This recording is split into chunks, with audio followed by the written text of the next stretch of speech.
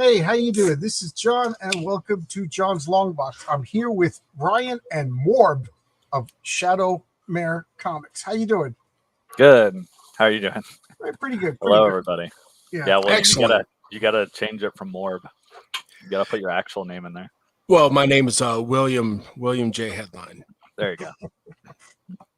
How's So everybody? you can't see my face, but you know my name. So What I'll Geeks, get a camera one of these days. and I haven't said this in a while, but I got to thank What Geeks Do Network for that opening little musical number. He just sent it to me. I got to say, everybody's been so helpful and friendly. Kyle Prometheus just sent me a trailer that is just awesome for my campaign. I'm going to use it for my Indiegogo campaign, which I'm probably going to launch not this Friday, but the following Friday. Nice. And that'll be all three platforms for my comic, Heroic Tales. I might as well put up my link while I'm talking about it. Absolutely. So I want to hit that. Oh, cool. Well, right now, the only way to get it is on Kickstarter. The Fund My Comic is closed. And like I said, the Indiegogo is the last of the three platforms that Okay. So the Pat Broderick cover was only on Fund My Comic. The Michael T. Gilbert cover is only on Kickstarter, and then the Mike Gustovich cover is only on Indiegogo. Okay. Hey, can I say it's very wise of you to use all the platforms. So unprofessional. That's okay. Like I'm my shirt's filthy. I'm trying to scrunch down so nobody can see my lunch stain on my shirt.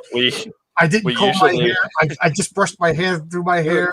Dude, after what you've been through in the past month, I can't believe it. I almost wanted to tweet you and just say, dude, take a break, man. No, I look forward to this because I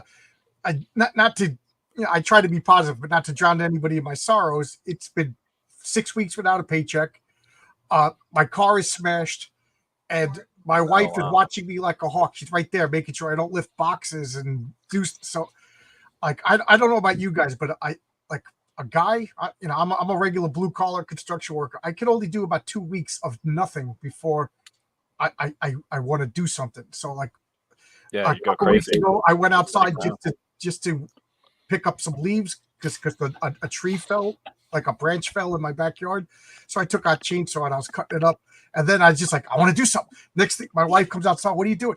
I chainsawed all that. We have these wild hedges that I'm like, one of these days I'm going to cut those. One of these days it was like it was knocking down the neighbor's fence and everything. It was just a mess.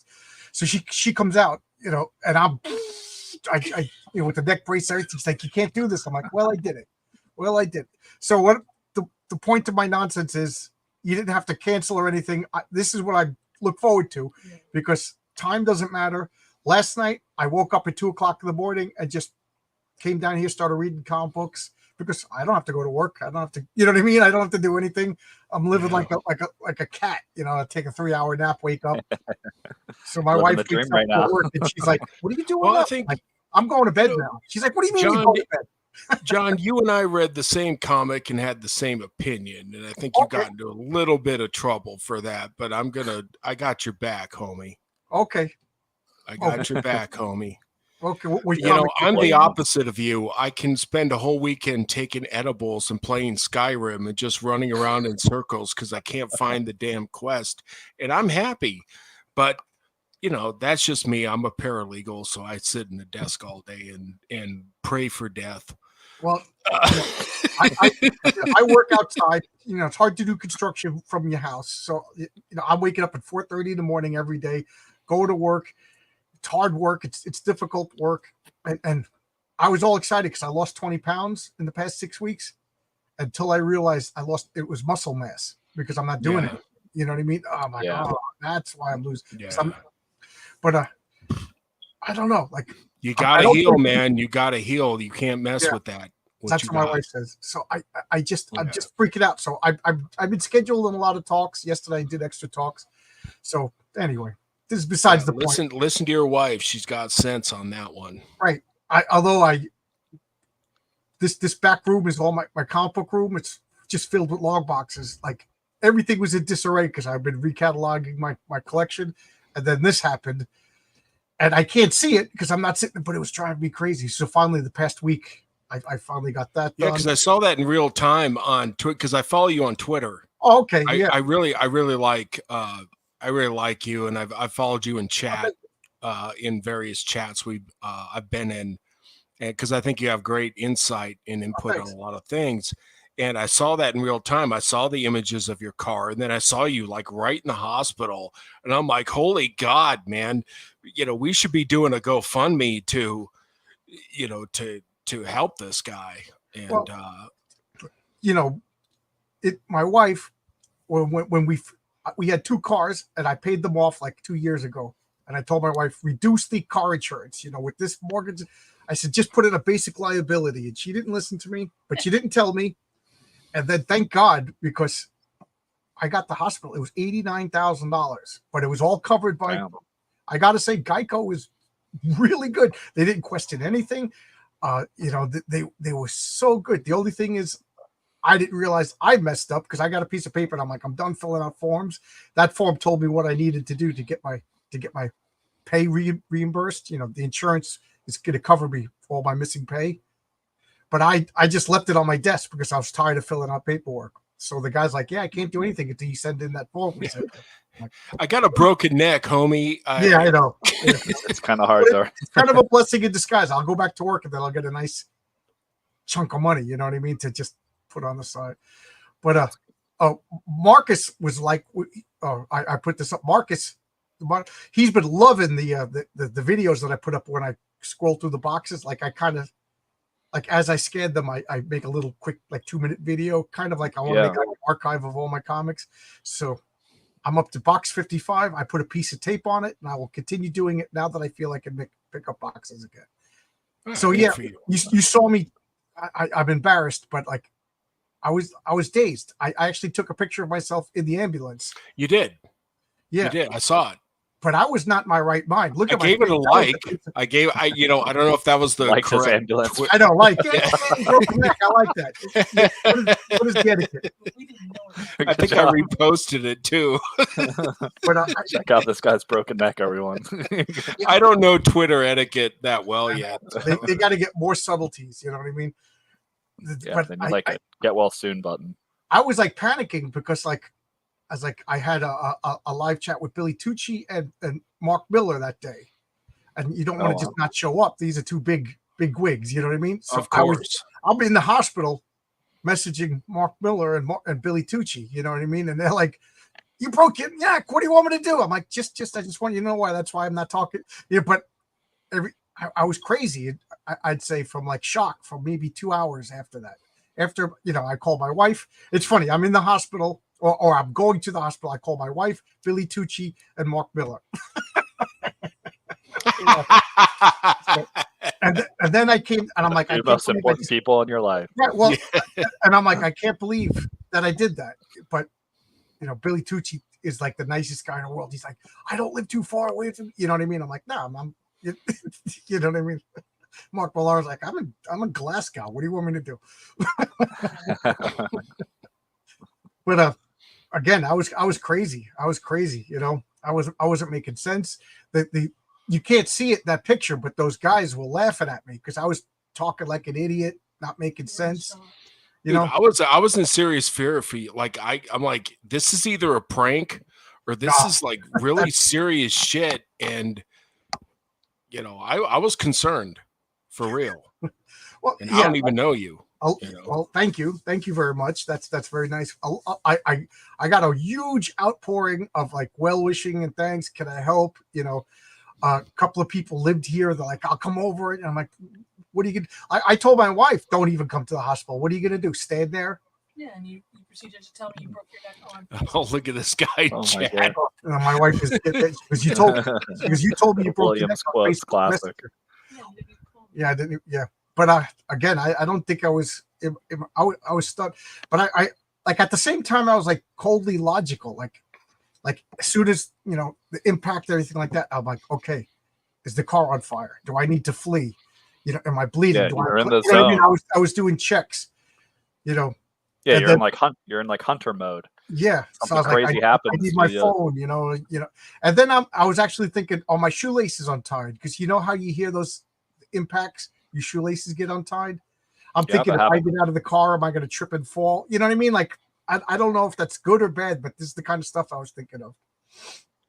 I got in the only accident I've ever actually been in was a motorcycle accident, and luckily it didn't go badly. I mean, it was minor injury, but yeah, I lost my shoe. I didn't have my shoelace.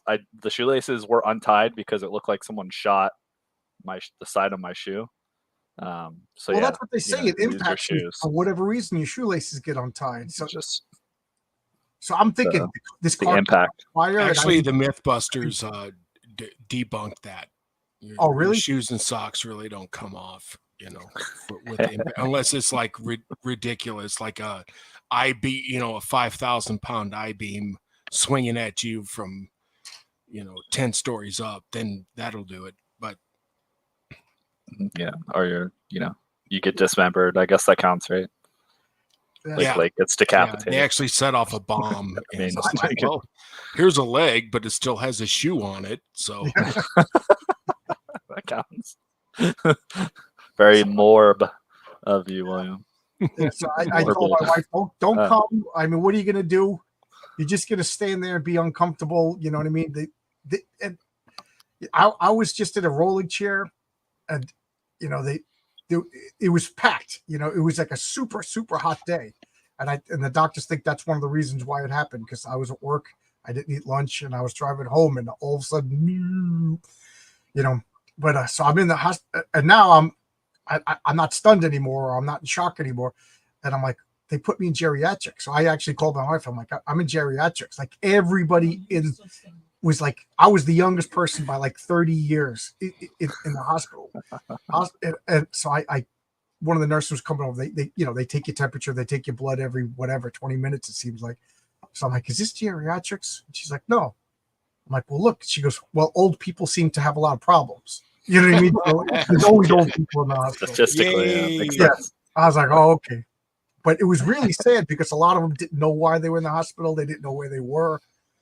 So I was like, oh man, like I started to be like, this isn't bad. This isn't bad. At least I know where I am. I know who.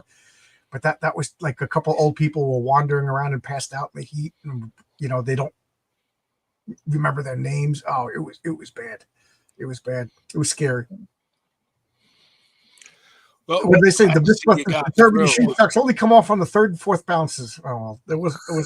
I had the bruise across my chest from the seatbelt. Oh, yeah. And that's how the doctors were determining how fast I was going. They say that there's like they could tell by how bad it is. So we think that as I passed out, I was probably leaning forward and accelerating. So thank God I went off the road and didn't hit anybody in front of me. That's when I think about that, I get the chills. But anyway, we can talk about comic books. So this is the first time I'm meeting you guys, and I'm like complaining about my car accident. But how are you guys doing? I'm good. So you guys got Shattermare Comics. Thank you. Tell us about Shattermare Comics. Sure. Yeah. So I'm the president, one of the owners of Shattermare. We're a independent comic company, publisher, and I brought William on to talk about comics because he is a library of knowledge about comics, and he's the writer of one of our upcoming books, Mercenary Guild. Okay. So yeah. So that's pretty much us. We currently have a one title out. It's an ongoing series. It's called Hardly Heroes. So it's a comic book that my buddies and I got together one night after our Dungeons Dragons session. Oh, there you go. You're hitting all my buttons. Okay. Yeah. So we play. We've had this long running D&D campaign, and we decided, why not memorialize this or immortalize this, I guess we should say, in a comic book. And so that's kind of where it was born. I mean, this was the start of everything, really. Like the whole company itself, we started just because we haven't worked in the industry. We aren't veterans. So we're like, oh, we got to come up with a publishing company to self-publish our book. Okay, so you don't do crowdfunding. We do for some things, like when we launched issue 1, we did it.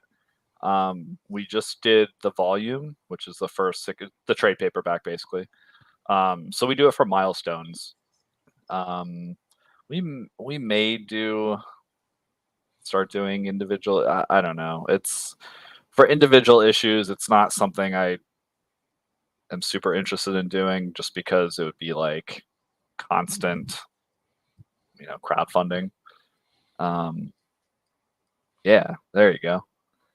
Yeah, we got to talk about Thaco, and we got to talk about how many creatures show up when it's common or uncommon. Oh yeah, we could talk. Yeah. We can go pretty as deep as you want into that kind of stuff, into the real nerdy. So you have stuff. 9 issues of your are these floppy comics? Again, Yep. for the people in the audience, we just met. He sent me a link to some of his art, and this is going to sound pretentious. Just like a lot of people send me stuff, and I'm just like, this doesn't look good, and I don't, what I mean. You want to have a good reputation. This looked good, so I was like, okay, yeah, come on my channel and we'll talk. Thank you. Yeah, I mean, I didn't really get a chance to look at. So, are these floppy comics? Are these graphic novels? Yep. So they're floppies. They're 32 pages. There you go. We try to do a pretty good presentation. We typically have so our interior artist does the cover A, and then we've got guest artists on to do cover B. Like at some point, I want to have. We ran into some people at Heroes Con this year up in Charlotte, North Carolina. I'm so every time that comes up, I get so mad that I just couldn't go. Oh, you got to go next year for sure. It's great. I feel like that's like the only comic convention. Everybody says for it. Marcus, the moderator over here, he lives nearby. And nice. he offered for me to stay at his place, but I just couldn't get off to work because because of the comic, I wanted to have time off to fulfill the comic, which I wasted by breaking my neck. So, but so I should have, Marcus, I should have went because I didn't get to save the time off anyway. But everybody says that it's one of the best Comic Cons. It's as far as it's comic books and people talking about comic books. Whereas I don't know if you've been to New York Comic Con. It's pulp. No, not yet. That's what I hear. Yeah, we have a big one in Florida in Orlando called MegaCon, and it seems like that. It's actually MegaCon is the second biggest compared to San Diego. Yeah, my buddy Mike goes to both of them. He goes to the Heroes Con and he goes to MegaCon, and he says that he lives in New York and he doesn't go to New York Comic Con. He'll fly to Florida and Charlotte to go to those conventions. So interesting. Yeah, we're working our way up kind of the East Coast. Like William's in California, so I'll have to fly him out when we do the launch next year, maybe for Heroes. And then we're mostly in Florida, so we just go kind of up and down the East Coast right now. I'm sorry. So these 4 are these you guys? Like, are these your characters? Yeah, so those are the original 4-player characters. I joined the group probably a year into the campaign, so like campaign 2. So my character is very similar to the top left guy, who's the warlock of the party. Okay. And the mage, warlock, sorcerer, whatever you want to call him. We do 5th edition right now. Don't hold that against us, but well, I'm oldest, and I'm looking to see if I have any books over here. But this right over here. This is my edition. Oh, nice. Yeah, I started. This is the last one I've ever played. Was AD&D 2nd edition. That's the only one you ever have to start, man. I mean, I came in on 3.5 basically. I started with original AD&D, and we actually had the artist on our show who did the Monster Manual. Oh, really? Some of the art in the Monster Manual. We had him on our first show. Which he was in high school. Tracy Lesh. He's one of the old TSR freelancers. I've been told to kick you. Oh no! Well, I started in 3.5. If it gives me a little bit of cred back. Like we did 5th edition because all the other guys were new, So I said, okay, fine, we can. Well, I just like I don't get involved in the comic books drama. I don't care about but I do find it funny. I saw a big article. I wish I could find the website. Camera's a little off. Yeah. I wish I could find the website that explained with the edition wars, as they called it. And they made it. It was firmly tongue in cheek, but it was just really informative. But at the same time, it was pretty funny. And then they made it sound like a D&D campaign. I wish I could find it. Oh, that would be funny. Yeah, it was really funny. Yeah, it's like it's a generational thing, you know. Right. You pretty much play. Like I know people who, after they came out with 4th edition, they started playing Pathfinder, and they've never come back to Right. D&D. Right. That's So, reading from. See, there you go. Alex VRB knows. Yeah, Pathfinder. I'd still probably be playing Pathfinder 1st edition. So I don't know that. Like I said, this is all after my time because if Morb 357, he's been followed. I stopped playing. If I could find a rule book, I think it's right over here. I played Dungeons & Dragons 2nd edition, and then my buddy Mike, who actually I put up a picture of him yesterday. His comic came in. He introduced me to this game, Villains and Vigilantes. And Oh yeah, this game went out of business because this is all you need to play it. This is it. Yeah. yeah. You're only going to sell so many copies. You know what I mean? And what I liked about it, I mean, you guys have got me geeking out about role-playing games, was like just imagine, statistically impossible, but just to pretend you got an 18 in all your stats in D&D. In 2nd edition, I can't speak to, you youngins and your new editions, but in 2nd edition, so you're a fighter. All right, you got 18s and everything, even though you don't need an 18 intelligence, but let's just pretend you got an 18 and everything. You had a +4 to your hit points from your endurance, and then you rolled a 1. So now you got 18s and everything, you got 5 hit points. You know what I mean? But the most you could have is 14 hit points, you know what I mean? And that always drove me crazy. But this game, let's just say the same character has an 18 in all of his stats. I'm not even joking. He's probably going to have close to 100 hit points at first level. And then, you roll up your character. Let's just say statistically you have 9s and everything. You're going to have 4 hit points. And now that to me is the greatest strength. And other people say it's the greatest weakness. They're like, yeah, I like V&V, but it's unbalanced. And I always say, yeah, well, it's supposed to be superheroes. Did you read Avengers #1? That was the first campaign by a group of newbies. They got together. Hulk and Thor and the Wasp were on the same team. So somebody had 4 hit points and somebody had 100 hit points. Somebody could lift 60 tons and somebody could lift 23 pounds, but they all had functions on the team. That's you have archetypes and everyone has a role in your group. Yeah, I'm just gonna put this. I'll put it up again. I mean, I left D&D in the 90s for Rollmaster.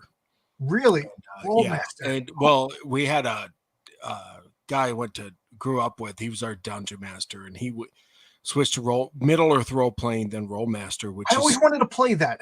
Was that good?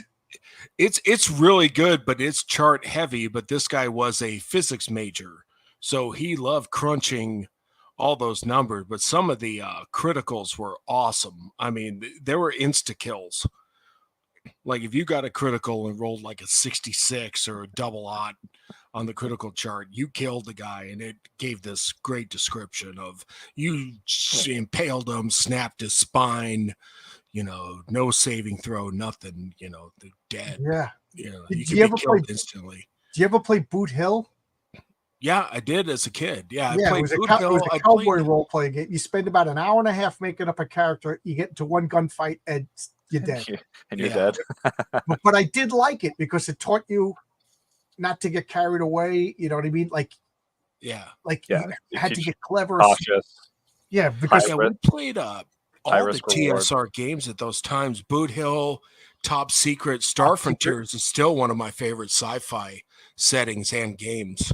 Top Secret was fun. Yeah, I played Top Secret. We played Gangbusters. We were like Gamma World.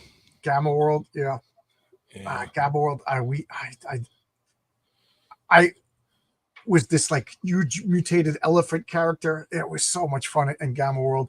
And then I'm not even joking when I bought this game because superheroes, like the example that I give is the new Teen Titans. Like I don't know if you guys ever read the new Teen Titans, Marv Wolfman, George Perez. Like that team, you had a detective, you had Robin, you had a superhero, you had Kid Flash, you had a mythical character, Wonder Girl, you had another superhero character, Beast Boy, and then you had a mystical demonic character in Raven, and then you had a sci-fi character, Cyber, all on the same team. Like that comic book did like all the genres, and then this game was designed to do that. Like so, in V&V, you had rules for science, you had rules for magic, you had rules for space travel. So I just started using this game to cover all different genres. So we played Gamma World, but using this. We played Dungeons and Dragons, but using this, and I never went back. So I literally played Dungeons and Dragons Second Edition. I think the year it came out, whatever year that was. 89. Then this, I think I discovered in like 83, 85, and I literally have never played a different role-playing game. Yeah, I take it back. I wanted to pick that up, but I ended up picking up. I think for superheroes, we played Champions and Marvel Super. The Marvel superheroes. Marvel superheroes was cool as far as the lore and the writing because it was all written by Marvel comics during the heyday, but you couldn't really pick your stats or powers, and so you really couldn't make the hero that you wanted. Champions was more in line where you could. I don't remember character creation in Marvel superheroes. I played it once, and I played the Vision, and I still to this day think that the guy who ran the game got the rules wrong because we couldn't do anything. And I'm like, I'm the Vision. I should just be like smashing through henchmen. You know what I mean? Like henchmen. Yeah. I should just be. They have a new version of They have a new Marvel RPG. It's like Marvel Universes or something. I got like a sample for free RPG day. It's probably awful. I don't know. But I'm set my ways because I have a website, www.villagesandvigilantesforum.com. You could go there. It's an old message board that's, in some form or another, it's been up since like 1999, and it has like the story, but it has a house rules section. So I have a house rules for this game that's bigger than this rule book. So it's way more expanded. Yeah, I'm like this game is like 4-color, meaning like it's like Silver Age. Nobody dies, stuff like that. I added critical rules and made it kind of lethal. So like, you should publish like a extended rules compendium. Well, I'll show you this, but I got a bug up my butt now. So like, here's the cards for my campaign for Hero Tales. On the back of the cards, it has the V&V logo and it has the stats. So you could take these cards, and if anybody buys a rule book from 1982, you could play my characters. So I talked to the owner of Villains Vigilantes and Fantasy Games Unlimited. Fantasy. Okay.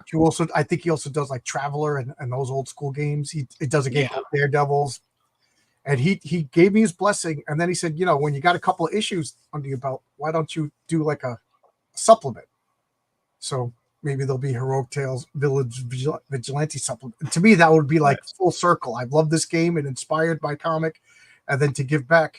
And then once I did that, I think the parentheses will be on. And I'm really thinking of making my own role-playing game, but that's a big target sometime in the future if my comic's success's and there's an interest in it. But talk to like a couple of guys. It's a large undertaking. Yes, a large undertaking. Thank you. A lot of comments that I've been so busy pontificating again because this is like my only social contact until I feel like I'm a dog in that cone of shame.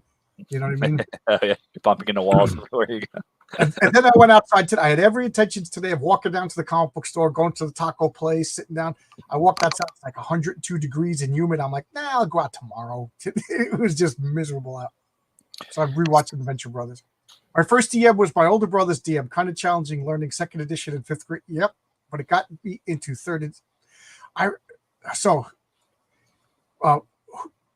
Brian, you're the newbie into Morb's campaign. No. So William isn't a part of the one we started Hardly Heroes on, but Mercenary Guild is based off the. You can go into more detail than me, William, but it's like a chat-based RPG.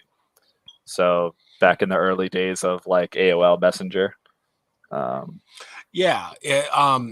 Games that started on AOL in the 90s. The first one was Arena. And it was basically player versus player. Okay. And then they started a more role-playing aspect called Parthos. Okay. And yeah, so those were in a chat room with a dice roller, and they also had message boards, so you could role play on the message boards as well, and role play in the room as well, and you got experience and things like that. So what it really did is facilitate creative writing and ideas and fleshing out a character, because that's really what impressed other people, and you would get some great critiques. I probably learned more about writing in there than I ever did in college in those rooms from people, and I got ideas and things like that for fleshing out characters. And anyways, we made our own kind of a mesh of those two called Borderlands, and we came up with our own town, our own this, our own that, our own factions, and it was player versus player, but it was on a map. It wasn't in an arena, it was on a actual town map. Oh, cool. And anyway, that grew, and there were more adventures that weren't PvP, and then eventually it all died. Obviously, MMOs really crushed it. I mean, Warhammer, Yeah. or not World of Warcraft. yeah, and really crushed it, and kind of killed the whole genre. And but nonetheless, I think we kept things going to around 2009. But then I decided to take the ideas, because I helped write Borderlands. So I decided to take some of those ideas and characters that we had, but obviously change things up. So, Yeah. IP and kind of come up with my own comic based on that. It's basically set on an island town that should be a resort, but it's not. It's kind of a ragtag island town, and there are factions. There's a Mages Guild and there's a Mercenaries Guild, and it's kind of people who are at their last end go to this place. Okay. And it's not a very good place, and we'll find out why in later issues. But you got a lot to deal with trying to live there, even though it should be a resort. But Yeah. it isn't. So it's not there. It's still in development. So right now we have an email newsletter sign up. So if you scroll We do back have up to the top, trailers. Scroll yeah, back we have up. a trailer we could play, but we've got the Mercenary Guild page. If you click that, Oh, click Mercenary Guild. Okay. yeah, then people can sign up if it Okay. sounds interesting. You can join the Brotherhood, and then if you go on to pre-order or sign up for the crowdfunding campaign for the first, I think at this point we're going to do we're actually going to do floppies, and then we're going to do a trade, which will be the first volume. Okay. You get like a cool collectible card exclusive to that newsletter. So Oh, cool. It doesn't cost anything to sign up for the newsletter. Yeah. So. yeah, we just get your email, and I'm really bad about email blasting people, so you're never going to get spammed from us. I've actually been told that I'm the low end. I got to put more updates, but because I talk about it every day on my channel, so like all the updates, anybody who watches me knows. But I forget there's a lot of like people who don't watch my channel who also back my book. I got to let them know too.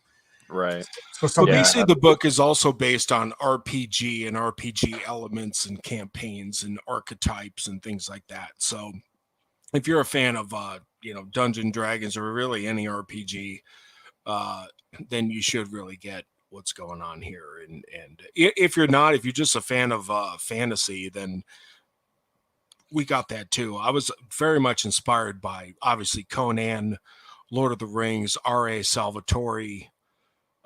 It's really where a lot of my writing comes from, and from those and H.P. Lovecraft and things like that. So it's definitely going to have a fantasy, dark fantasy type of vibe.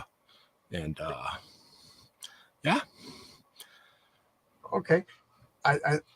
So let me ask you then, because do you think Dungeons and Dragons is should be separated from, like, do you think Lord of the Rings is the model for Dungeons and Dragons? I've been seeing this debate come up a lot lately. Wow, that's a really tough question, because I think it is, but according to Gygax and the rest, it wasn't. Yeah, I mean, I wasn't around back then. Like in the inception. So according to Gygax, they actually minimalized what what LOTR's influence was on D&D, but yet they had to change hobbits to halflings and trents to ents.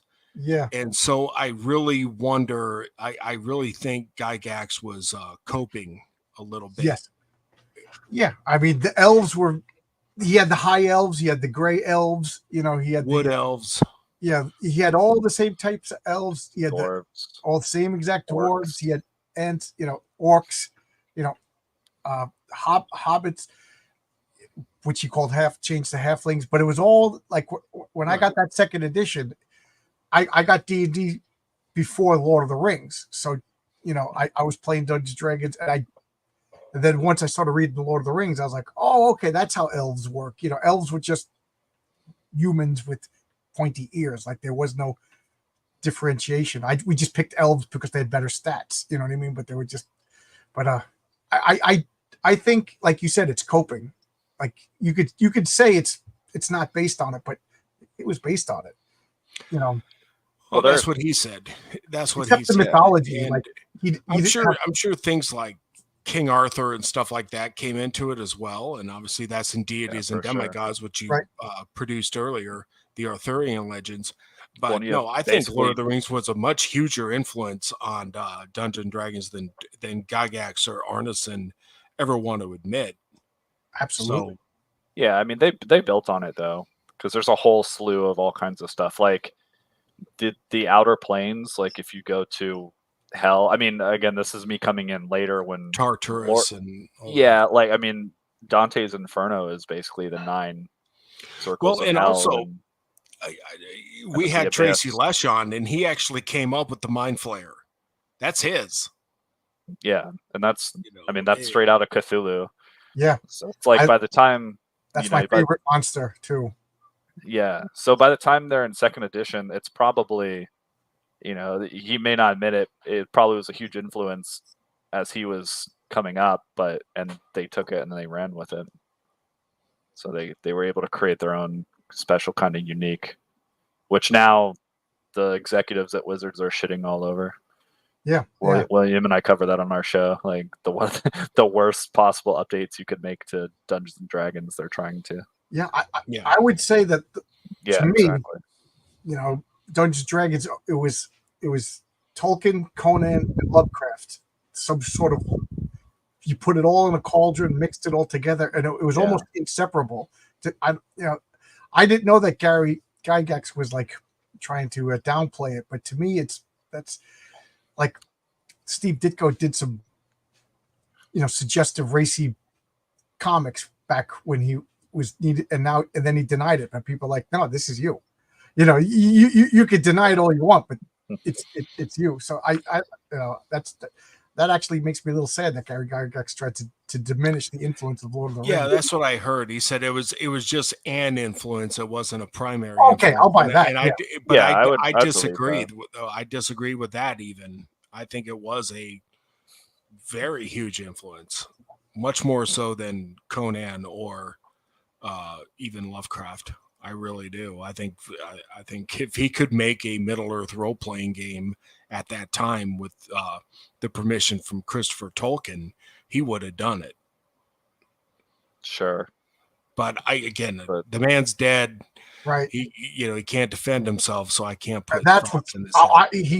Believe me, I'm very. There's people that I say that are like the Mount Rushmore of influencers on my life. Stan Lee, Gary Gygax, Andy Kaufman. So yes, when you said, would this be a prank of breaking my neck? I'm like, yeah, Andy Kaufman would have done. He did breaking his neck. So that's the first thing I thought of. But this I have nothing but like a warmth and love for Gary Gygax. Like he really is an influential person on my life. So I also don't like they kind of been like attacking him. Like he was racist, he was sexist. He's like, then don't play D&D. Then don't play D&D. If you don't like it, then don't play it. Why do you need to play something founded by a racist, homophobic, enslaving, whatever nonsense word you want to make up for this week? Because it's the popular thing. Right, because I like it, because it's popular, because it's popular. Well, they're saying Tolkien was a racist. So again, You know, So, Guy both, Gas you know, was, Might need to tear them. these guys were just guys who would stay up till 4 a.m. drinking and smoking, playing war games, which came before D&D. They basically converted war games, which was early Warhammer, right? you know, into D&D, and they were nerds in the basement playing all night in Wisconsin. I mean, that's what they did. Were they racist? I have no idea. I doubt it.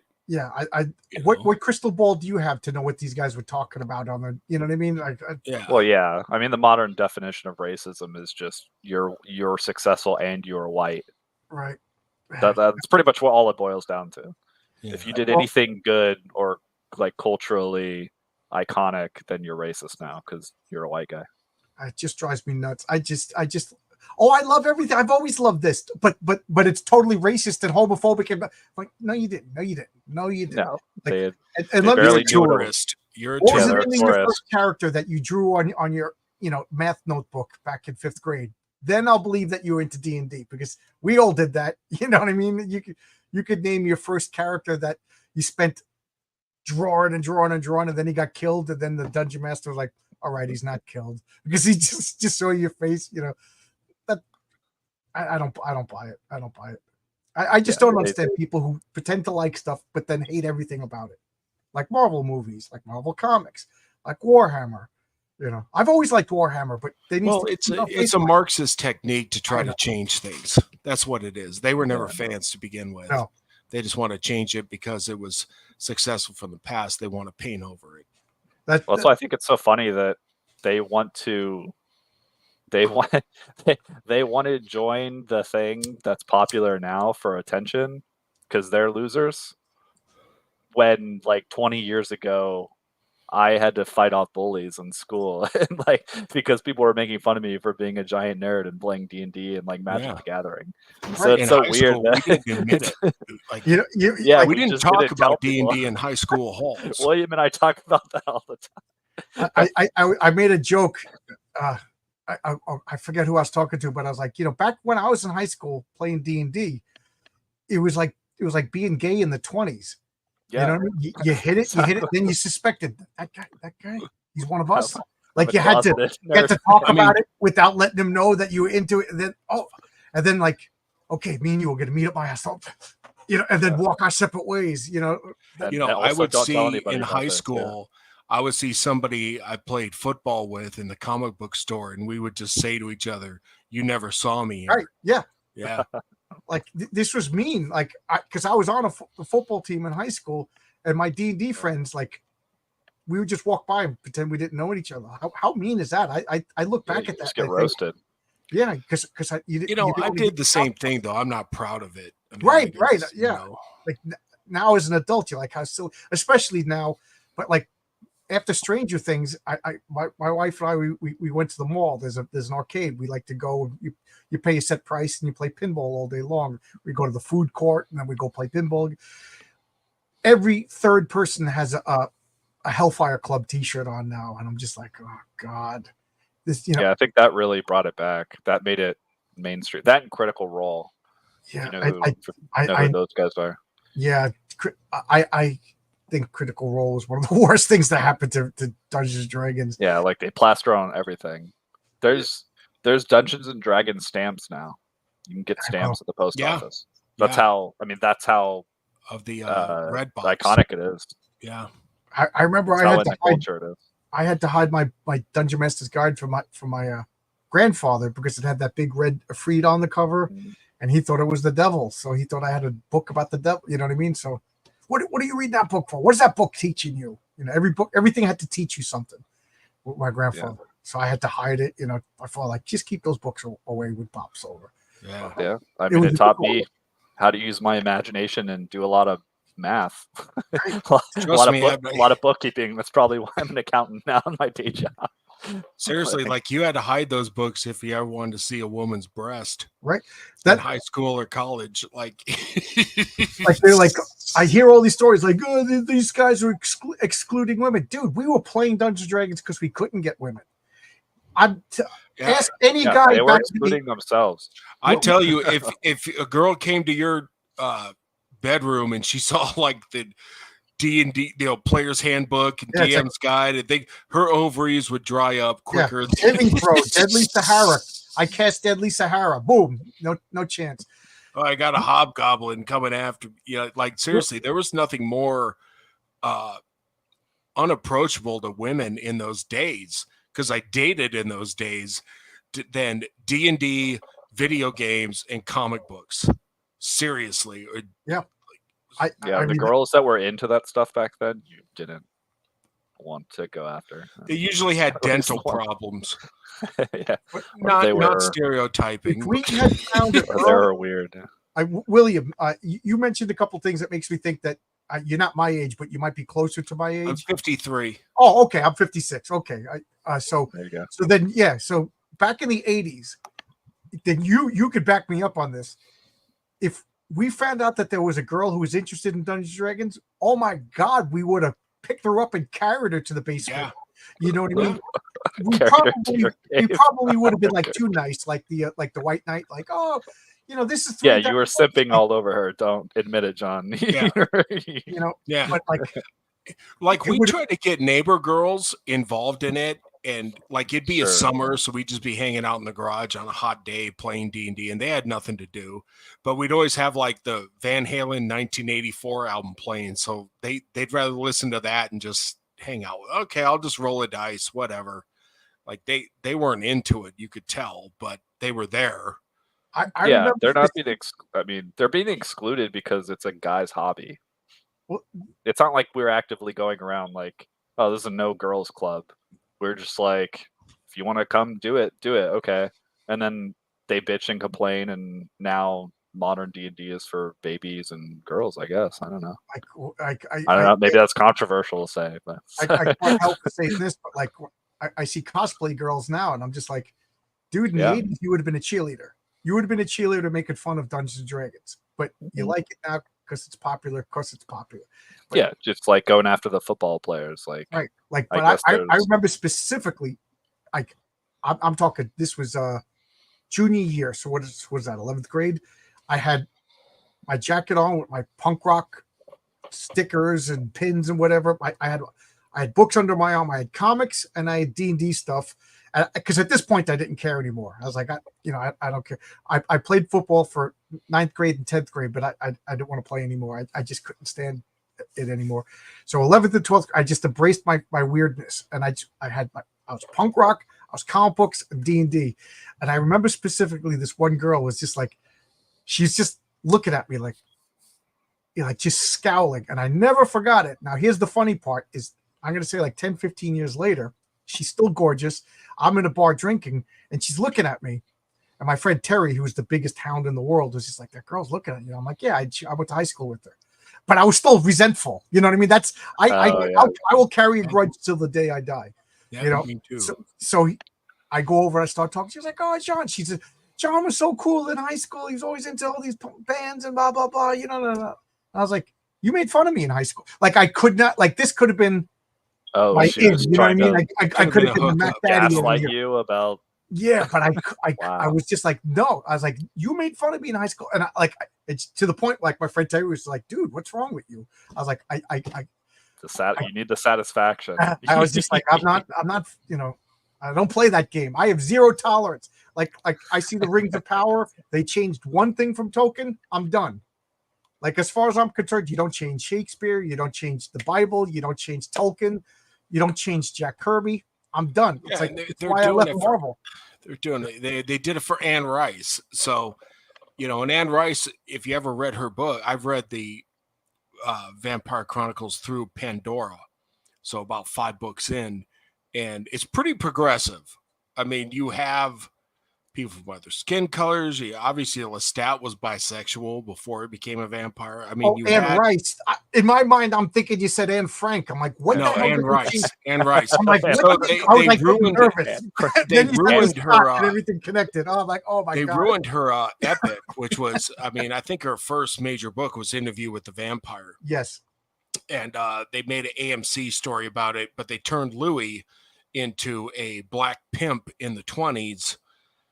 Which, right. How is that progress? I guess these people were plantation owners, so they obviously had slaves. I mean, if Right. you ever saw the film is a good beat for beat Right. with the Yeah, book. that was a good movie. Oh, to answer, was it Zach Tan's comment? I have an answer for that This? Uh, guy. Yeah. Sure, what So money. So like what changed is that previously we were losers and then all of us grew up.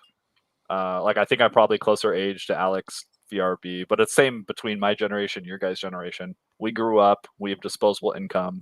We still spend money on like comic books and D&D and whatever. And so now it's profitable. Right. And so people just want to come in and take it over and make it theirs. And So and it I think becomes another Guys my thing age, I'm that 56 really years old. We got disposable income. Guys my age are running businesses. They Yeah. still like their comic books. And then the Duffler brothers, I think they're 55. They made Stranger Things, set in 1983. I might as well have been one of those 4 kids, on the first season on the bicycle. Like I loved the first season so much. I was telling like my younger friends that I was playing Dungeons. Dragons. I'm like, this is the way it was. yeah. You got your First bikes, season you was threw your great. bikes down, you played Dungeons and Dragons in the basement. A table was just a chair with pieces of paper on it because you know what I mean. It was just exactly the way it was. And then that nostalgia is in the mainstream now. Yeah. And I think another thing that really happened was the whole explosion of things like E3 and Comic-Con and booth babes and all. And so cosplay, like Magic hot together. chicks could make a living dressing up as Right. whatever character. And so now you got hot chicks all over the place at these cons, which is, I have no problem with that. In fact, they took that away from E3, which is the reason why E3 died. Yeah, I don't get me wrong. I like seeing people dressed up as Mystique at the comic convention, but you're not into comics. You're into cosplay. Is a whole different hobby. She's there to promote her OnlyFans account. Yeah, that's what they do. I mean, most of the time, that's what they're there for. I remember even back in the day before that became popular. I was at Dragon Con in Atlanta, and there's this girl walking around in cosplay, and this was like in the early 2000s. She was a stripper. She was just dressing up for that weekend, handing out cards like, "Hey, come to my club." I was talking come hire me or whatever.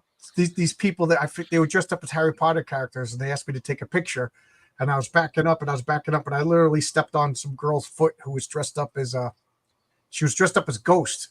If you remember that comic that I absolutely loved.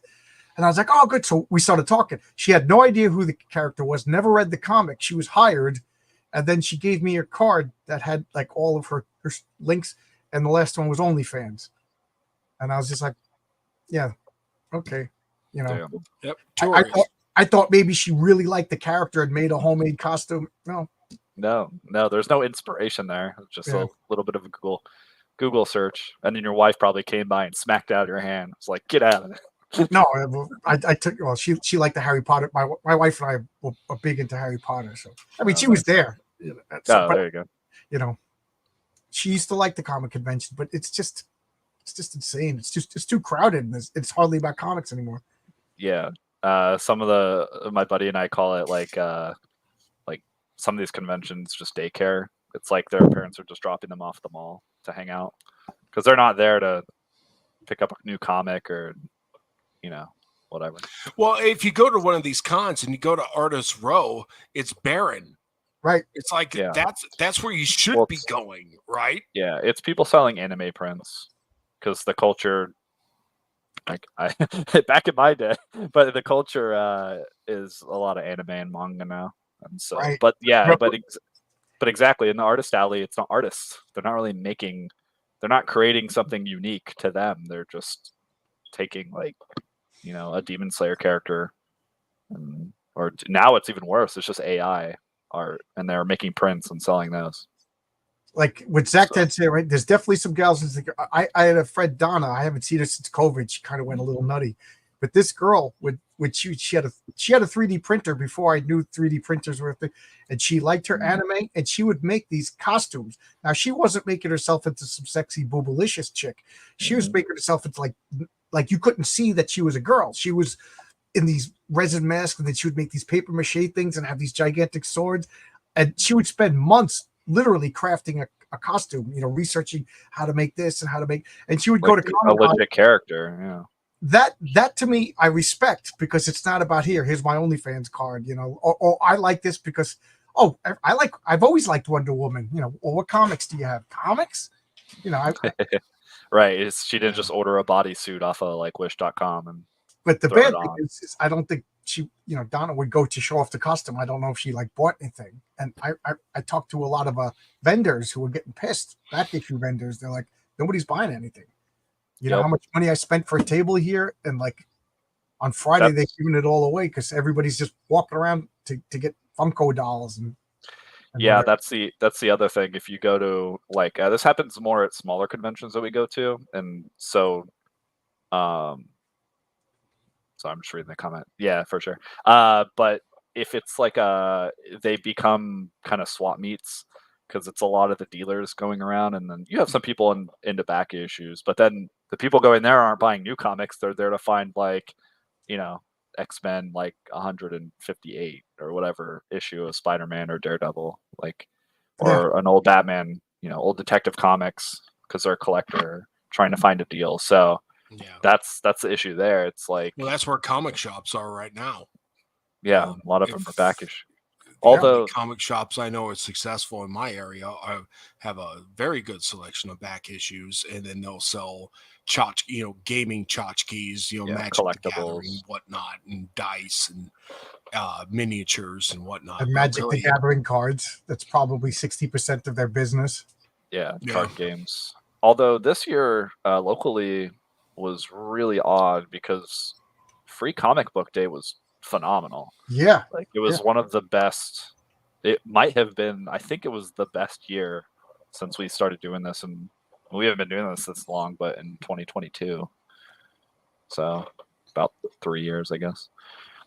But yeah, it's there was people lined up around the corner for the shops that we were at here, and where are you? So we're in Northeast Jacksonville, like Northeast Florida. I'm sorry, in Jacksonville. But so it's not like Orlando or Tampa or Miami, but it's sizable city. And we did 2 of the local shops here, the independent ones too, not even a chain. And they had lines all day. Yeah, I went to one store in Long Island, and it was like the whole block was filled with people. So, and I guess either people just want to pick up something for free, but it seemed like people are still buying a lot of comics. So when I went, I was talking to this guy, I was just leaning against the wall, and me and a guy almost my age were talking, and he's like, yeah, I'm not into comics. It's my daughter. So that's what I was going to say. Yeah. So older guys are like, oh, maybe I can get my kid into comics. Right. So he wasn't into it at all. And that's happening with RPGs too. Right. But they're talking about let me get my kid into D&D or whatever. Yeah, that same thing. Yeah, for free RPG, which is basically free comic book day. Oh, John. I'm sorry. Go ahead. Okay. Finish. Oh, no, I was just gonna say we were running a D&D module basically, and that guy and like his son or daughter and the boyfriend or girlfriend came and played and had a great time. But yeah, it's like the people trying to get their kids into the hobby that they like. So maybe that's a big part of that day. Yeah. So I just wanted to give you some background real quick, because obviously I told you about my book, but so what brought me to Brian, how I came to work with Brian, because I live on the West Coast and he's in Florida, but I saw an ad for him on another channel, and I liked the title, Hardly Heroes. Oh, that sounds like my ragtag group. So hit the link, got the Indiegogo, I got the special cover for Indiegogo issue number 1. It's on eBay right now. No, I'm just kidding. I have seen someone post our book on eBay. I was very proud of that. And I read it, and I dug what they were doing. And so I wrote my story in a novelized fashion. And I was just going to release something like a novella, kind of like what Razor Fist did with some of his early books. And then I got in contact with Brian and said, well, I have an idea. You're a publisher. whatever. I think I also approached Pete Samedi as well, and Pete Samedi just said, "Well, good luck, with what you're doing." And I love Pete, and I've been a supporter of Alterna Comics for Me too. since I just had to talk with 2018. him yesterday. You had him on last night. I saw that, and I want to get to that point later in the show because I want to talk to you about that. But Brian said, "Let's talk," and in less than a week we're on the phone talking, and then he helped me get it into a script, and then we hired an editor. So it's been edited by somebody other than me or my mom or my boss or somebody who, has been edited by somebody who has a critical eye. And so the story's going to be tight. And then we started working on getting artists, and we settled. We got Luke, not settled in that way, but we decided on Luke Aglietta, death metal hero, on YouTube. And so far, we like what we're getting. We have meetings every couple weeks to make sure that we get what we get and like what we like, and then continue forward instead of getting a finished product and saying, "Oh, page 33 is jacked." Got to redo that. So it's a slow process, but it's definitely what you're going to get is going to be quality because it's been combed over by people throughout the process. And so, but that's what brought me to Brian, and he contacted me, and we started talking, and that's where it started. I just saw an ad, and I read his book, and I've been supporting Hardly Heroes ever since. Luke's a great buddy of mine. That's how it goes. Did I tell you how I met him, or should I tell?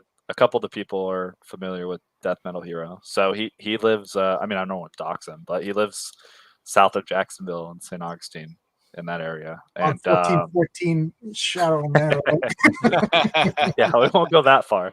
But so I didn't even know he had like a YouTube what do you call it? He's a comic influencer. Is that how I should say? He'd probably hate me if I call him. Yeah, he's been doing a channel with Jason Bascom for about 4 years now. Yeah, and I appear on it. So I was on last night. And he does interviews at conventions with people. He'll do like a new book, Who Dis unboxing episode, which is fun. Yeah, that's a. Anyways, so I met him because he worked at a shop for years down there, and I came by, and he's awesome, and that's why we hired Luke for the. And we love his work. I mean, his work his art on this comic. You'll see it in the trailers. He's a great artist. He's a fantastic artist. Frank Walk is doing the colors, and he's fantastic. And and then Eric Weathers is doing the letters. Do the letters, and so excited about that.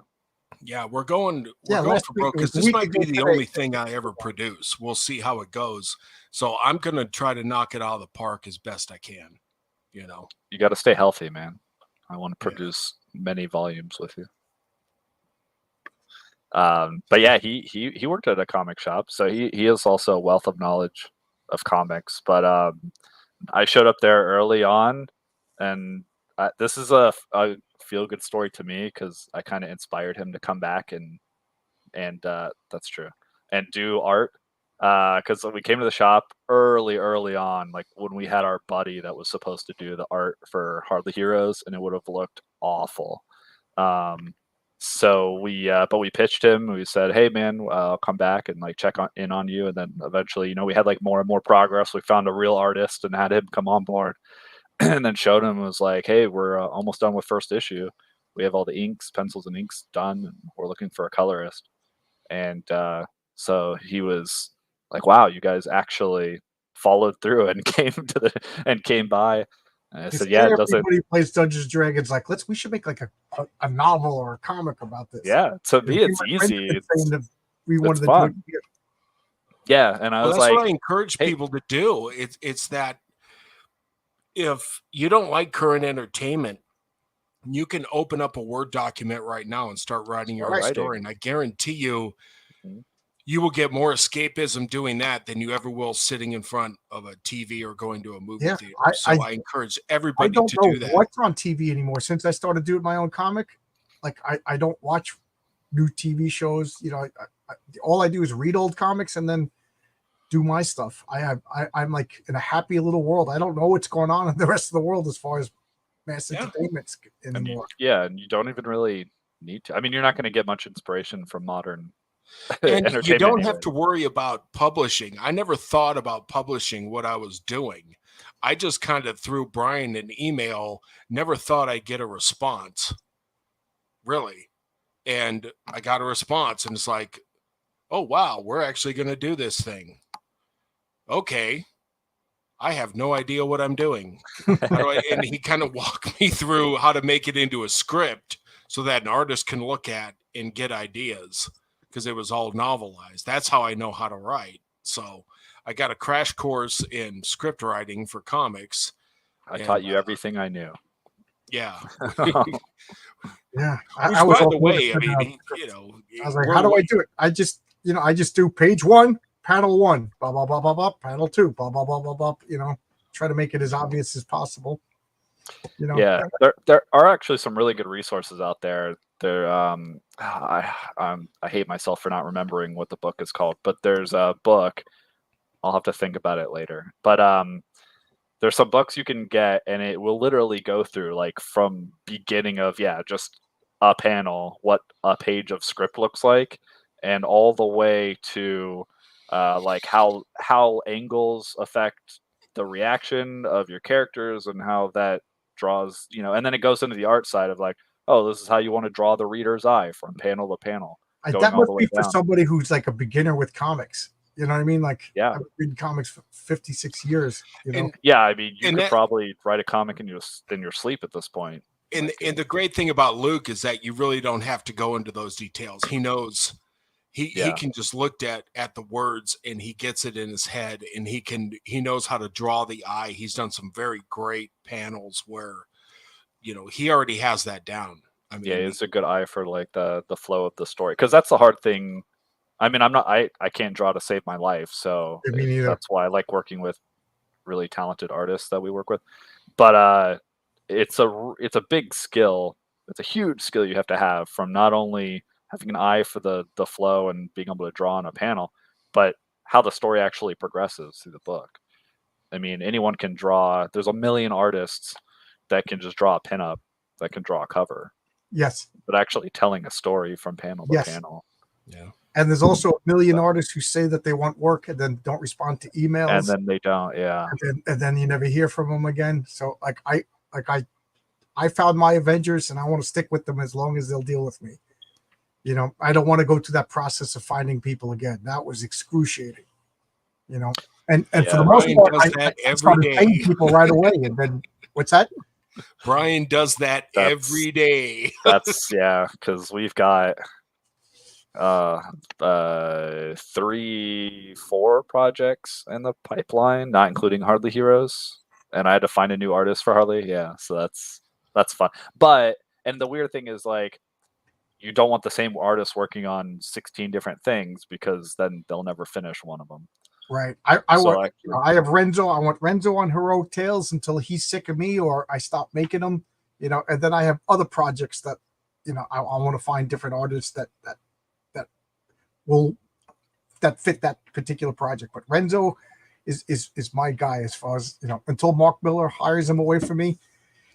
He backed my book. So I said, Renzo, Mark Miller is going to be buying your book. He's going to be looking at your art. You got, what are you going to do when you're going to remember me when you're a millionaire? Because he ain't stealing me. He's stealing you. He could have you ghostwrite. Yeah, like that guy needs me.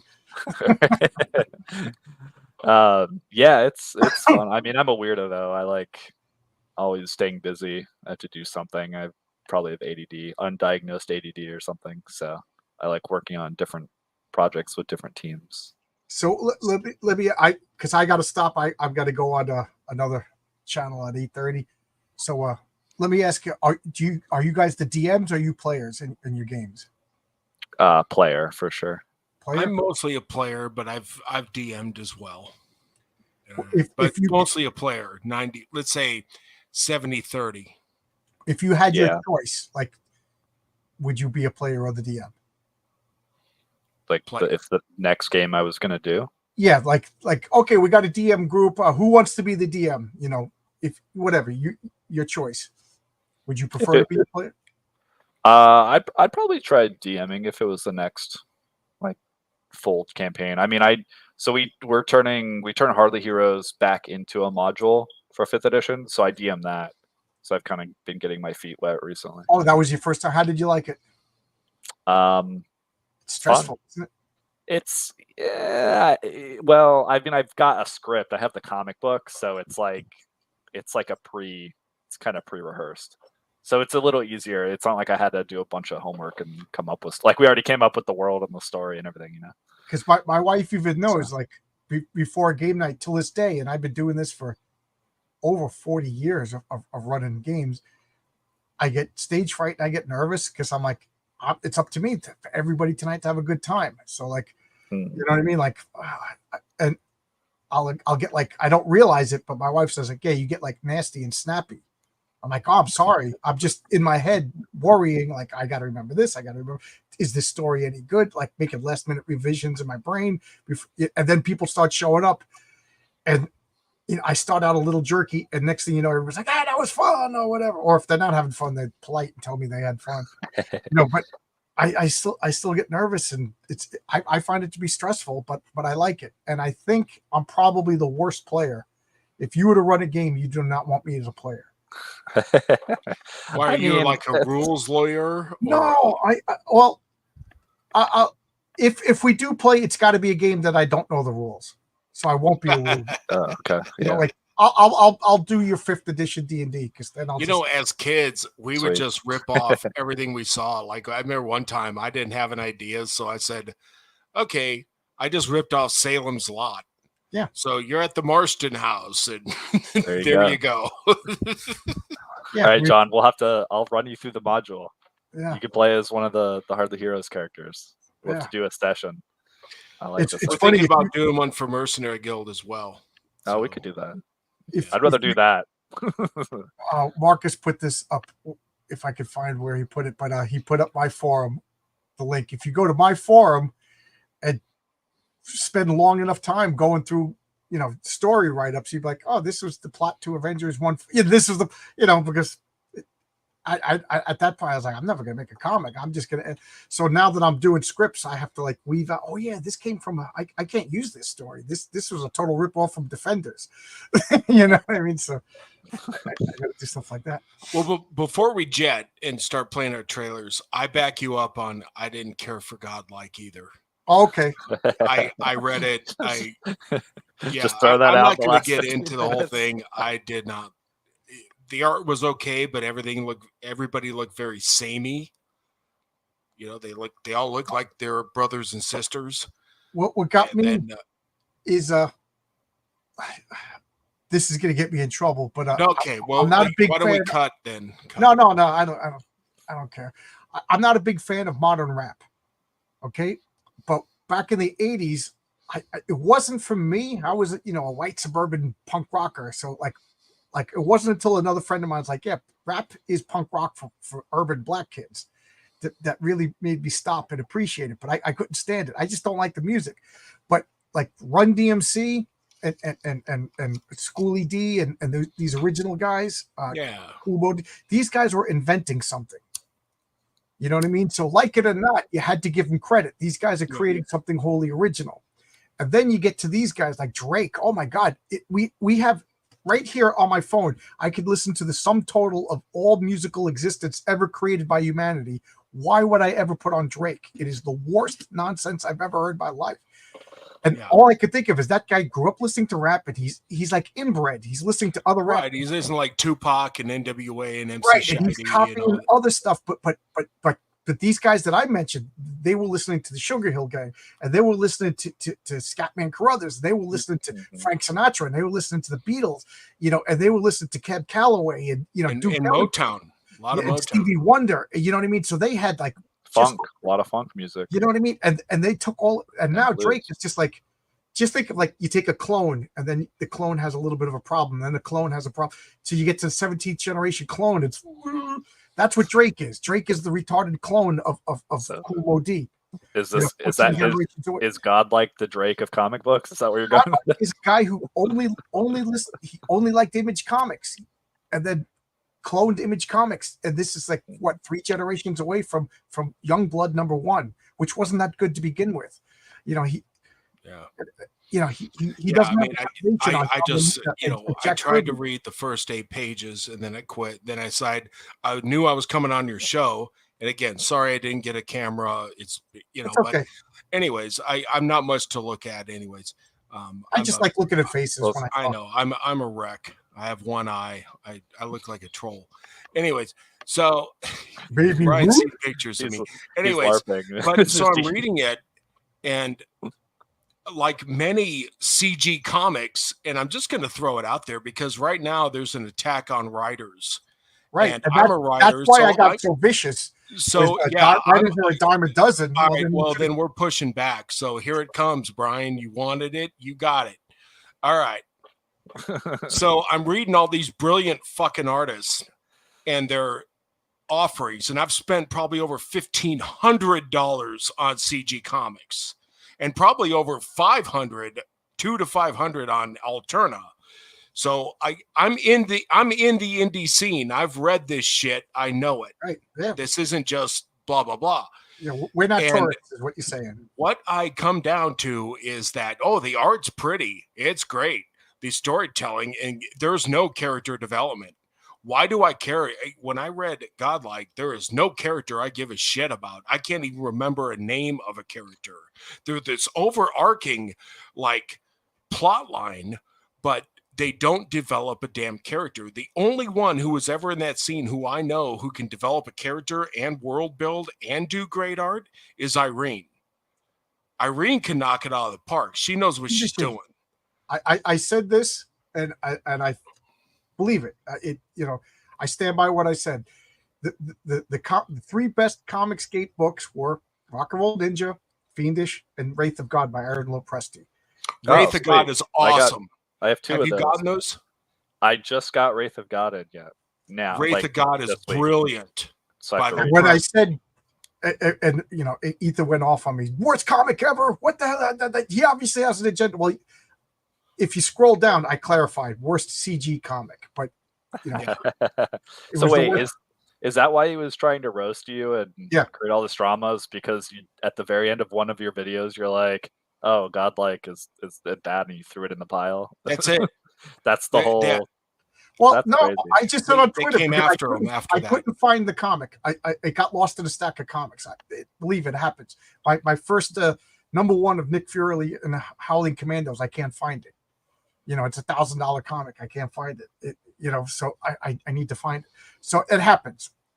So I was excited when I found it, and I still haven't read the Graveyard Shift comics that I backed. So I was like, oh, cool. I was all excited. And then after 5 pages, I was like, I don't like it. And I got embarrassed because I made a big deal of I'm finally going to read it. So I was like, I'm not going to say anything. I'm just going to let it. And then people like, did you like it? Did you like it? So I said, yeah, it was the worst comic. What I meant was the worst CG. And then by the time I went back to re-clarify, it was already a big thing. And I was like, okay, this is gonna bite me in the ass. And then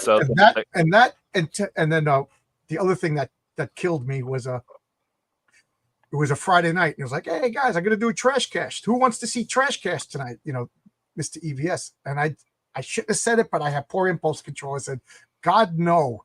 The last thing I want to do with my Friday night is talk about comic books I don't like. Yeah. Why did you ask if you didn't like the answer? That was it. Boom. Next thing you know, I was the subject of Trash Cast for a week. And you know what? The Barbara Streisand effect is really powerful. My book got funded. Mark Millar came on my channel. Literally the day he was doing a Trash Cast about me, Mark Millar comes on my channel. So, my book got funded. My views went up. Subscribers went up. And now I try not to do drama. I don't like drama, but I'm also human and I do stupid things. I shouldn't have talked about Godlike, and I shouldn't have said, God, no, I don't want to see Trash Cast. But I did 4 negative reviews in 4 years of my channel. One of them because I was like, hey, let me try a negative review, and I didn't like doing it. And then another one I did it humorously to show why I don't do negative reviews. And then one of them was because people just kept asking me, I didn't like Well, ice. I want to send you a copy of my book and see what you think. Well, Just if I don't do a video on it, then sure. I guess, yeah. That'd No, be but I just fun. want to say I got your I mean, back on I Godlike. respect you. I respect you for saying what you and think.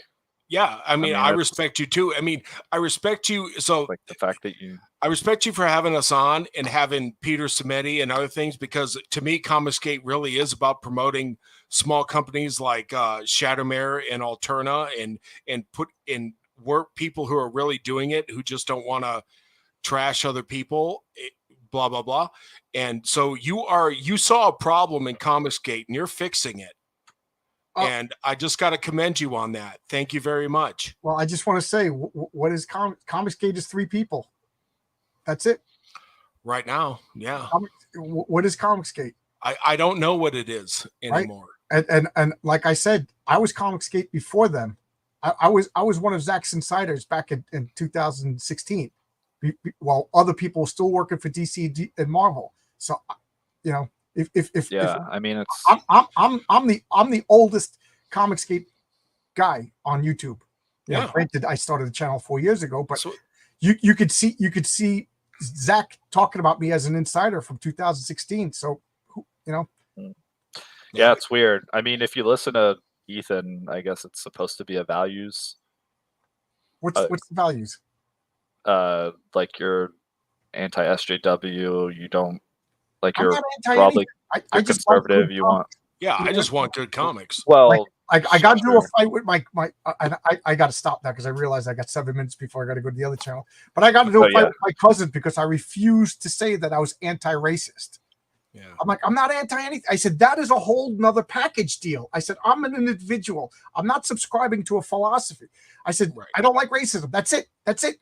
I don't have to buy a package of preset values to profess my faith to something. I said, anti-racism is just another stupid package that I don't want to have anything to do with. So we don't talk anymore. And another thing to put out there, I think another person doing great work besides, who you said and who is Graham Nolan. I think Graham Nolan is doing. Graham is the gold standard. Yeah. To the point where when he was on my channel, I actually got like flustered. I was like, if you want to see me embarrass myself, watch my talk with Graham Nolan. He had to calm down, talk me down. He's such an illuminary. I will do that. Yeah. Stop nerding out. Yeah. But I could talk. You hit one of my buttons and you got me talking about stuff I really don't like talking about, but whatever. But I would talk more, but I got to be on RJ at the 4th age. So I don't even know who we're talking to, but we alternate every other Wednesday. He comes on my channel, I go on his channel, and it's comic book team up. We pick somebody that neither one of us have ever spoken to before. Nice. Normally it's a small guy promoting their comic, and we just have fun, So, and it's funny because like the Eric July guys are like, hey, you're one of us. I'm like, no, I hated ASOM. I don't like. I did too. Yeah. It was they always want you to be one of them. Right. I'm not anybody. I'm not anybody. So that's what I learned again. Every time I try to join a group, I realize I'm not a joiner. Oh, well. Fair enough. All right. But on that positive note, I'm going to go. I got to go. So RJ, so www or YouTube, Google the 4th age. I'll be live with RJ from the 4th age, who also uses an avatar, but he's the guy who discovered me. So he gets a pass. That's his channel. Yeah, I don't even know what he looks like. I've been talking to him for like 4 years now. I still have no idea what he looks like. There's a million ways to be wrong. So I don't feel so bad not having a camera. That's just I just like. I'll work on it. Next time. But thanks a lot, guys. Come back. Yeah, thank you so much. Oh, one thing I wanted to ask you. You have issue number 9. Is 1 to 8 floppies available? 1 through 9 is available. Yeah. Like I could get 9 floppy comics rather than trade paperbacks. You could get cover A, B. Okay. Because I got to get the floppies. Yeah, I don't like trades. Sure, okay. Yeah. All right. That's what I wanted to ask. And I'll get everyone to sign them for you. Oh, cool. Well, I really got to go because I got to see what we're going to do pre-show. But thanks a lot, everybody. Right, thanks for having us. See you guys. guys. Thank you very much. Thanks, chat.